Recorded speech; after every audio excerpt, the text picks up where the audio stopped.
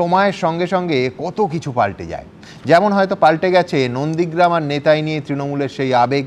তাই নন্দীগ্রামে শহীদ দিবসে বা ওই নেতাই দিবসে আজ সেই তারকা দ্বিতীয় থাকে না।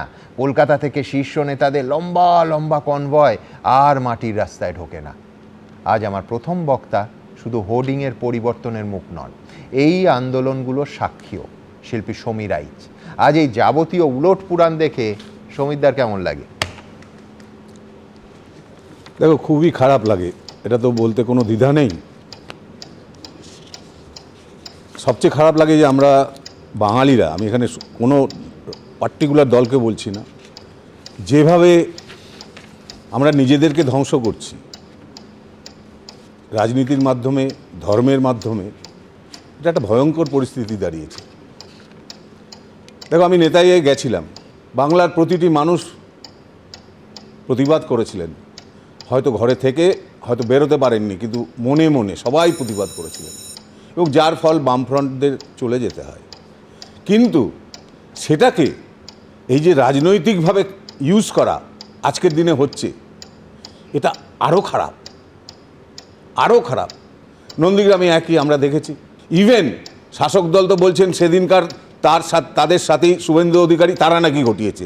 অর্থাৎ আমি বুঝতে পারি না শাসক দল কীভাবে বলেন যে তার শুভেন্দু অধিকারী, শিশির অধিকারী ওটা ঘটিয়েছেন। যদি ঘটিয়ে থাকেন তখন তাহলে এনারা কোন দলে ছিলেন? তাহলে দায়টা কার উপরে বর্তায়?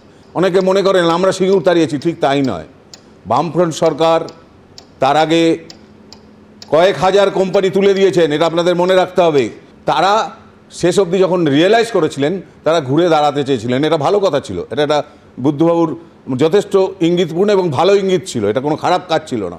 কিন্তু স্থান নির্বাচনের আমরা প্রতিবাদ করেছিলাম। অর্থাৎ আমরা বলেছিলাম কেন এটা পুরুলিয়া বাঁকুড়ায় নয়, যেখানে ইন্ডাস্ট্রি বেশি দরকার, যেখানে চাষ হয় না, কেন একটা চাষের জমিতে ইন্ডাস্ট্রি করা হবে?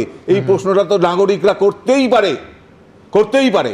কিন্তু আবারও বলছি, সেই দুঃখের বিষয় আমরা বুঝতে পারিনি গোপনে তার পেছনে কোনো রাজনৈতিক উদ্দেশ্য ছিল। যারা ব্যবসায়ী, তারা যে ওখানে বসেছিলেন সেটা আমরা বুঝতে পারিনি। আমরা ভেবেছিলাম প্রতিবাদটা স্বতঃস্ফূর্ত এবং ন্যায্যত। এখন আমরা সত্যিই বলছি, এখন মনে হয় ওইভাবে সিঙ্গুরটা হলেই ভালো হতো।